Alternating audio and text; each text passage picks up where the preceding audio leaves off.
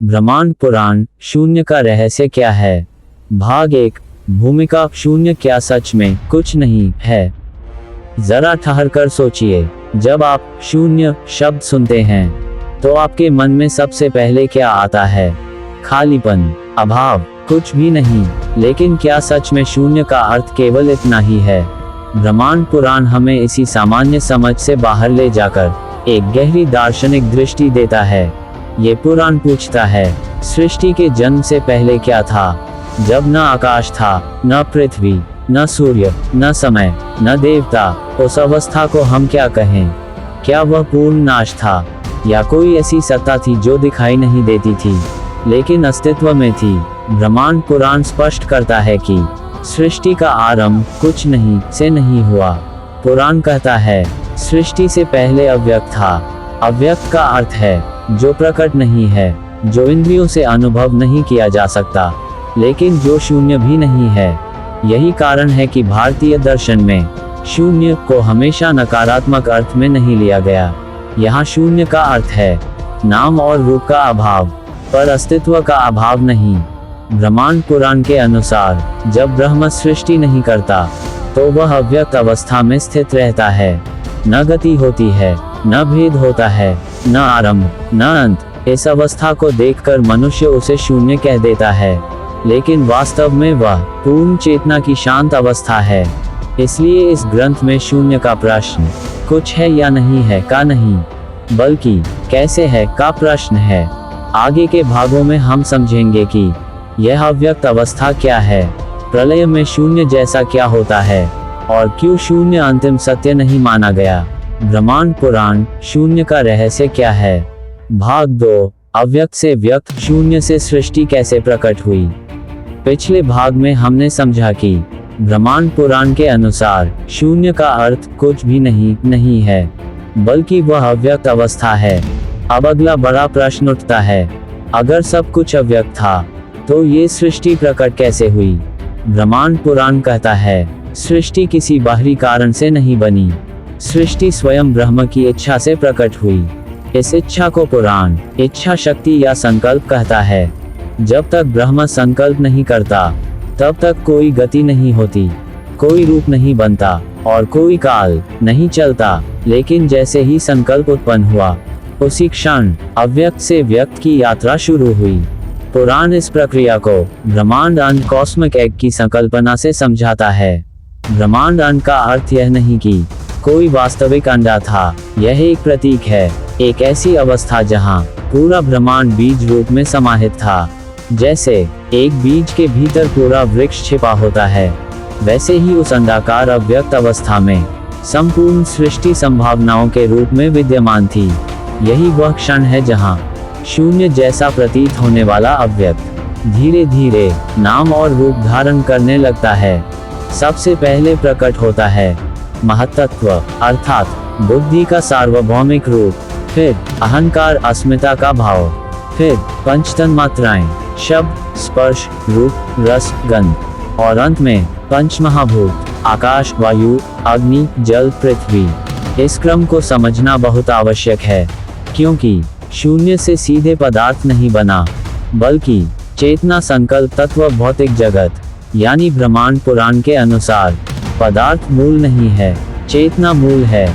इसलिए शून्य को अज्ञान या रिक्तता कहना एक अधूरी समझ है। शून्य वह अवस्था है जहां सब कुछ संभावित है, लेकिन कुछ भी प्रकट नहीं।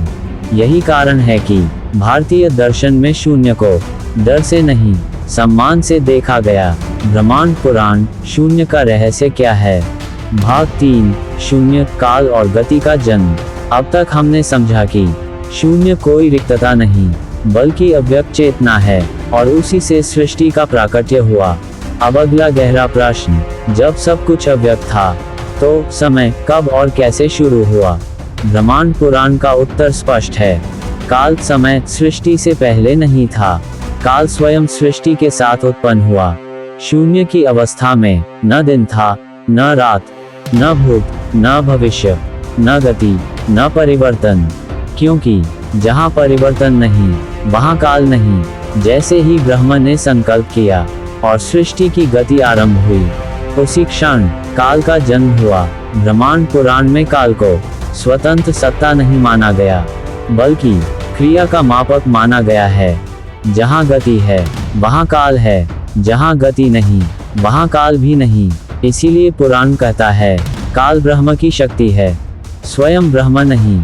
अब प्रश्न उठता है, यदि काल भी उत्पन्न हुआ तो क्या वह नष्ट भी होता है? उत्तर है हाँ।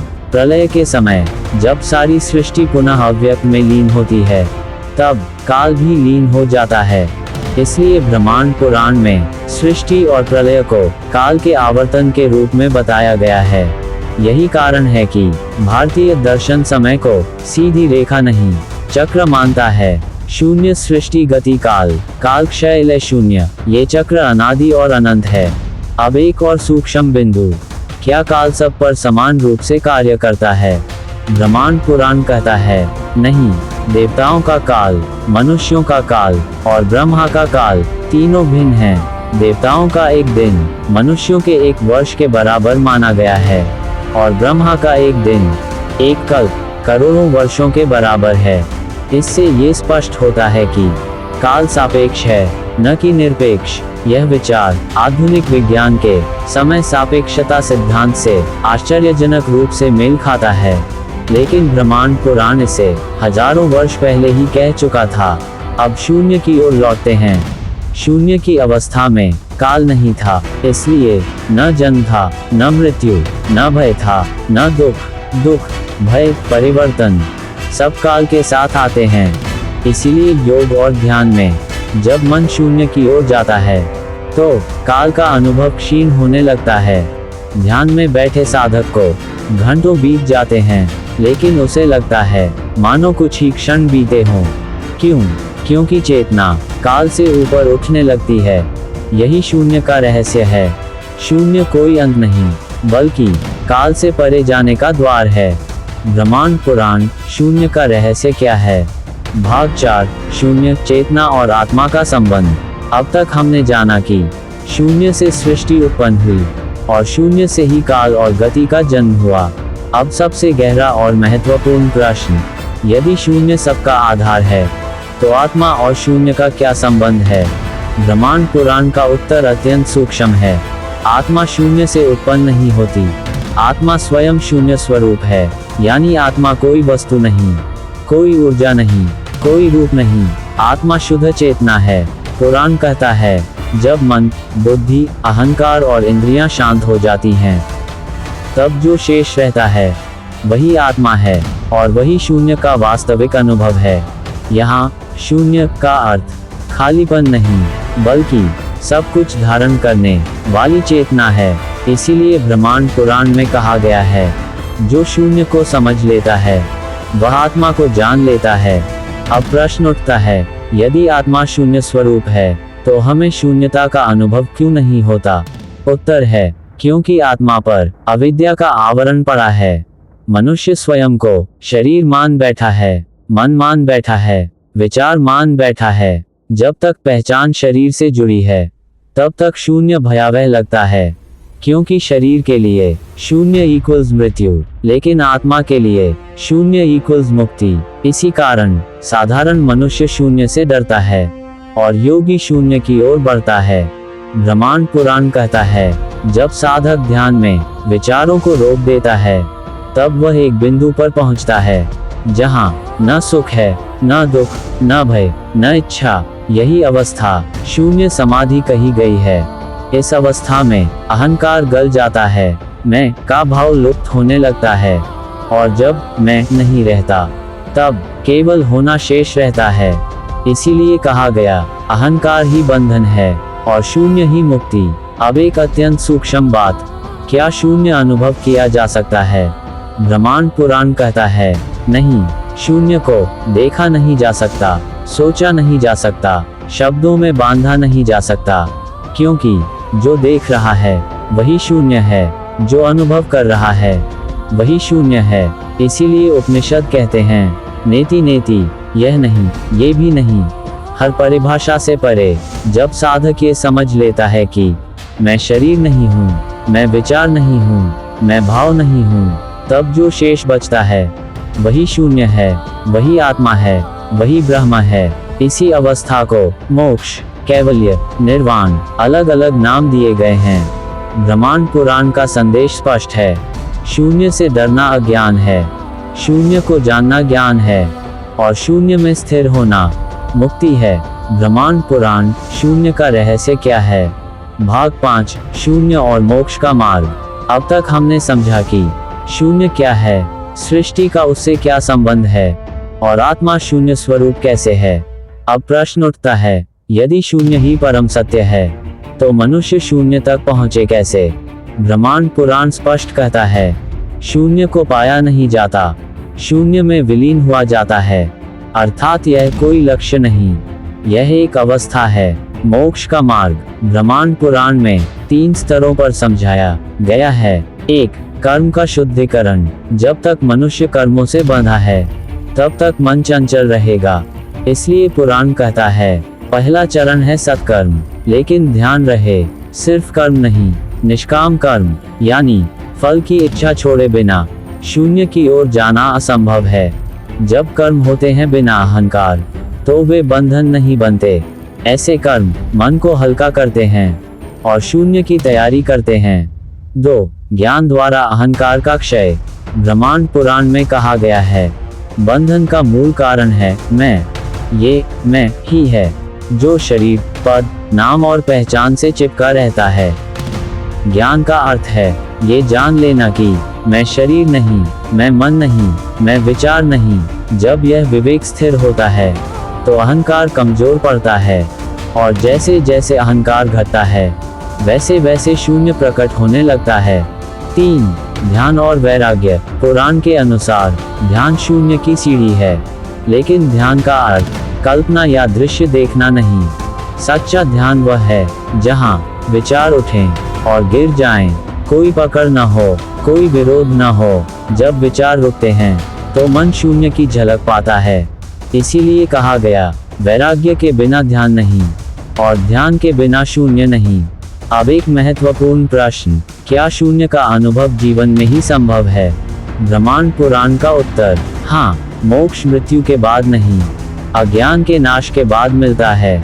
जब जीवित रहते हुए मनुष्य जान लेता है कि मैं करता नहीं, मैं भोगता नहीं, मैं साक्षी हूँ, तब वह जीवन में रहते हुए मुक्त हो जाता है।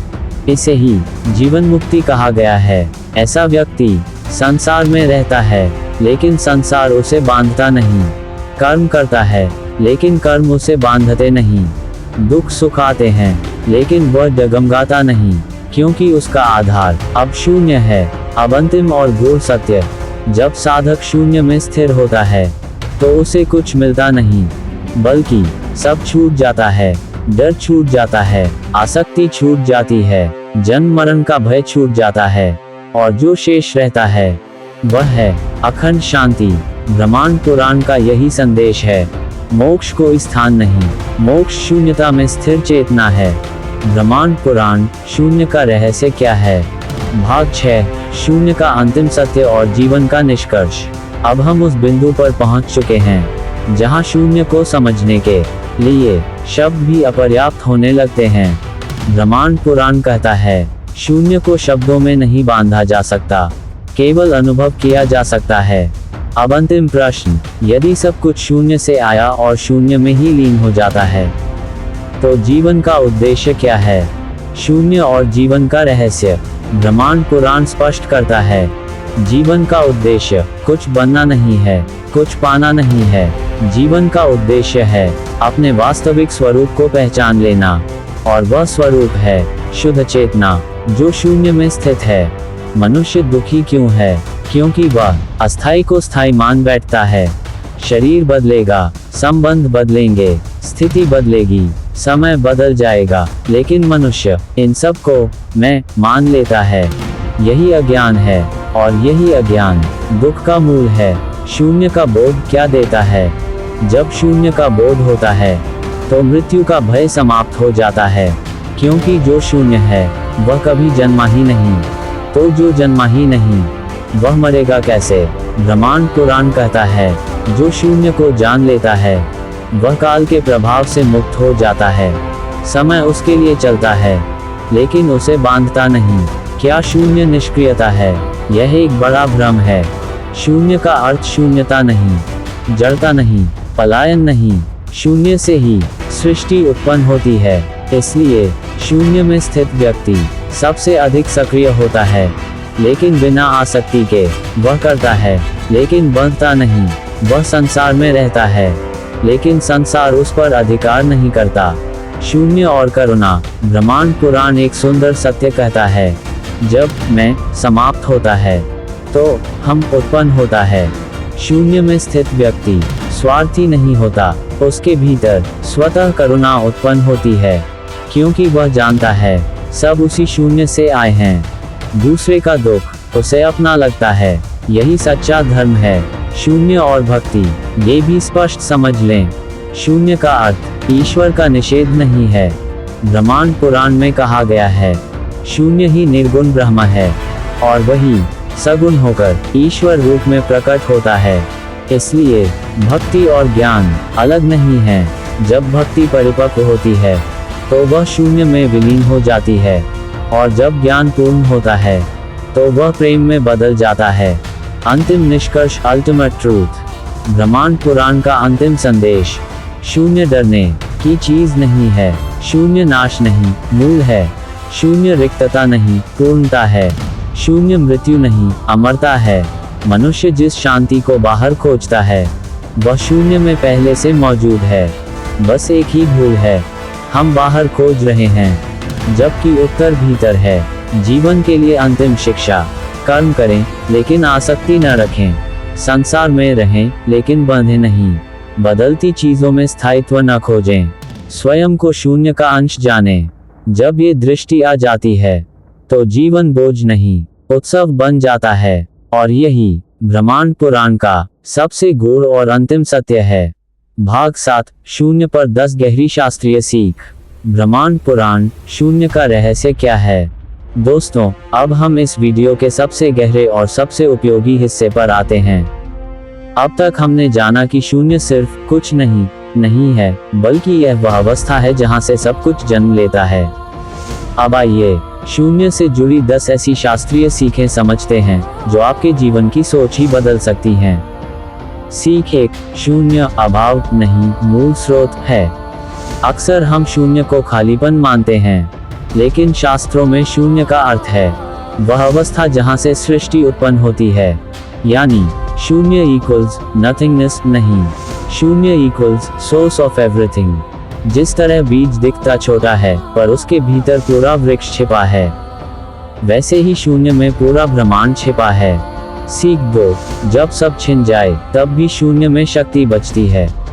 जीवन में कई बार ऐसा आता है, धन चला जाता है, रिश्ते टूट जाते हैं, सम्मान गिर जाता है, सपने टूट जाते हैं, और तब हम कहते हैं अब मेरे पास कुछ नहीं बचा। लेकिन शास्त्र कहते हैं जब सब चला जाए तब भी एक चीज बचती है, आप और आपकी चेतना, और वही असली शक्ति है। सीख 3, शून्य अहंकार को तोड़ता है। अहंकार क्या है? मैं बड़ा हूँ, मैं सही हूँ, मैं श्रेष्ठ हूँ। लेकिन जब व्यक्ति शून्य को समझता है तो उसे एहसास होता है मैं कुछ भी नहीं हूँ, पर मैं सब कुछ का हिस्सा हूँ। यही भाव शास्त्रों में कहा गया है, अहम ब्रह्मास्मि, अर्थात मैं ब्रह्म हूँ पर अहंकार नहीं। सीख 4, शून्य का अर्थ है अभी में जीना। शून्य का सबसे बड़ा संदेश यह है, भूत इक्वल्स चला गया, भविष्य इक्वल्स आया नहीं, वर्तमान इक्वल्स यही सत्य है। जब मन भूत और भविष्य से खाली हो जाता है तभी वह शून्य की अवस्था में प्रवेश करता है, और वहीं से शांति, ज्ञान, सही निर्णय और आत्मबल जन्म लेते हैं। सीख 5, शून्य कर्म को शुद्ध करता है। जब व्यक्ति फल की चिंता छोड़ देता है तो वह शून्य भाव में कर्म करता है। यही गीता का संदेश है, कर्मण्येवाधिकारस्ते। शून्य भाव से किया गया कर्म बंधन नहीं बनाता और मन को हल्का कर देता है। सीख 6, शून्य ही सच्ची भक्ति है। बहुत लोग सोचते हैं भक्ति मतलब मंदिर जाना, पूजा करना, भजन गाना, लेकिन शास्त्रों में एक गहरी भक्ति कही गई है, अहंकार शून्य भक्ति। जब भक्त कहता है मैं कुछ नहीं हूँ, सब आप हैं प्रभु। ये सबसे ऊंची भक्ति है। सीख 7, शून्य से डरना नहीं, उसे स्वीकार करना सीखो। आज की दुनिया में हर इंसान डरता है, अकेलेपन से, खालीपन से, असफलता से, शांत कमरे से, चुप्पी से। लेकिन शास्त्र कहते हैं, जो शून्य से डरता है वह खुद से डरता है, और जो शून्य को स्वीकार कर लेता है वह संसार से डरना छोड़ देता है। सीख 8, शून्य में ही ध्यान और समाधि संभव है। ध्यान क्या है? मन की गति को धीमा करना और धीरे धीरे मन को शब्दों से, विचारों से, इच्छाओं से और भय से मुक्त करना। जब मन खाली हो जाता है तब व्यक्ति शून्य को अनुभव करता है, और वही अवस्था समाधि का द्वार खोलती है। सीख 9, शून्य हमें बताता है सब नश्वर है। शास्त्रों का एक बड़ा सत्य है, सब कुछ नश्वर है। सुख भी, दुख भी, धन भी, शरीर भी, समय भी, रिश्ते भी। और जब व्यक्ति यह समझ जाता है तो उसके भीतर शून्य का ज्ञान आता है कि जो बदलता है वह सत्य नहीं, सत्य वह है जो नहीं बदलता। सीख 10, शून्य ही मोक्ष का द्वार है। शून्य की सबसे बड़ी शिक्षा मुक्ति, क्योंकि जब मन इच्छाओं से शून्य, भय से शून्य, क्रोध से शून्य, अहंकार से शून्य हो जाता है तब व्यक्ति संसार में रहते हुए भी मुक्त हो जाता है। यही मोक्ष है। अंतिम सार, पावरफुल क्लोजिंग लाइंस। तो दोस्तों, शून्य कोई डरावनी चीज नहीं है। शून्य वह शक्ति है जो जीवन को नया जन्म देती है, जो मन को शांत करती है, जो अहंकार को मिटाती है और जो आत्मा को परमात्मा से जोड़ देती है। अगर आपने शून्य को समझ लिया तो आप जीवन के सबसे बड़े रहस्य को समझ गए। दोस्तों, अगर यह भाग आपको पसंद आया तो इस वीडियो को लाइक जरूर करें और कमेंट में लिखिए आपके लिए शून्य का सबसे गहरा अर्थ क्या है। धन्यवाद। नमस्कार।